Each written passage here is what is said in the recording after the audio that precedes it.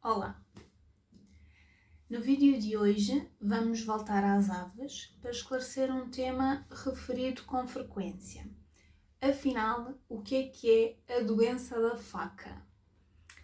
A doença da faca é um conceito bastante referido entre proprietários e criadores de aves. Muitas vezes é referida como sendo uma doença específica e inclusivamente são recomendados tratamentos para os animais afetados.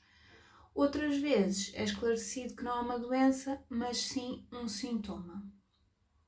Esta segunda versão está mais perto da realidade, mas vou esclarecer um pouquinho melhor.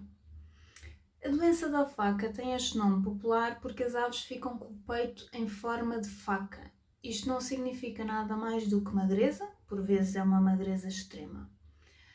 As aves têm o externo, este osso aqui do peito, modificado, formando aquilo a que se chama quilha.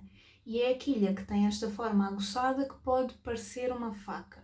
Mas geralmente a quilha está coberta pelos músculos peitorais, em alguns casos também por alguma gordura, e por isso não a vemos e não a sentimos de forma evidente.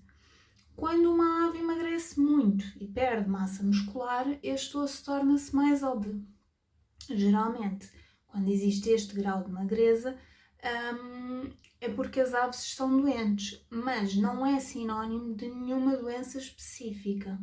Tal como qualquer outro animal, uma ave pode estar demasiado magra por diferentes motivos.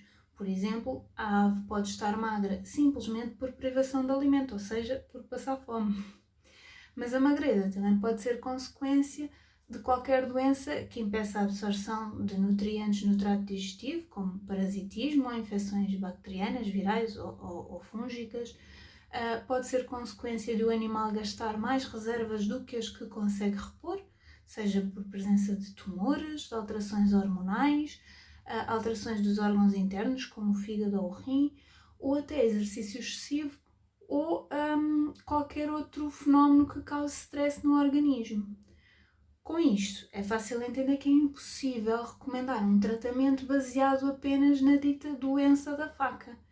É necessário que o animal seja avaliado por um médico veterinário com experiência em aves. Precisamos de conhecer toda a história do animal, fazer exame físico completo e provavelmente mais alguns exames para chegar a um diagnóstico concreto e depois a um tratamento. Mas, como referi no início, por vezes são referidos tratamentos para este problema em fóruns, grupos na internet ou por vezes transmitidos boca a boca. E possivelmente até existem alguns casos de sucesso desses tratamentos, porque eles são baseados na experiência de antigos criadores de aves que foram passando a informação de geração em geração. O que acontece é que são sugeridos tratamentos que costumam funcionar para as doenças mais comuns. Só que ser mais comum depende de fatores como a espécie ou o estilo de vida. As doenças mais comuns em coleções de aves não são as mais comuns em aves que estão isoladas em casa. Hoje em dia, a par com as diversas áreas científicas, também a medicina de aves evoluiu e continua a evoluir. E as aves, sejam pequenas, médias, grandes, podem e devem ter direito a uma medicina de excelência com base nos mais recentes conhecimentos científicos. Deixo ainda um alerta final. Sejam os primeiros a recusar tratamentos com antibióticos, seja em que animal for, sem que exista uma prescrição médica que o justifique. As infecções por bactérias são transversais a todas as espécies, animais e humanos, e o uso inadequado dos antibióticos favorece o desenvolvimento de bactérias resistentes aos antibióticos que estamos a usar e prejudica-nos a todos. Por isso, independentemente da venda do medicamento necessitar ou não de receita médica, consultem sempre um profissional de saúde antes de utilizar seja que medicamento for. Espero ter ajudado a esclarecer melhor esta história da doença da faca.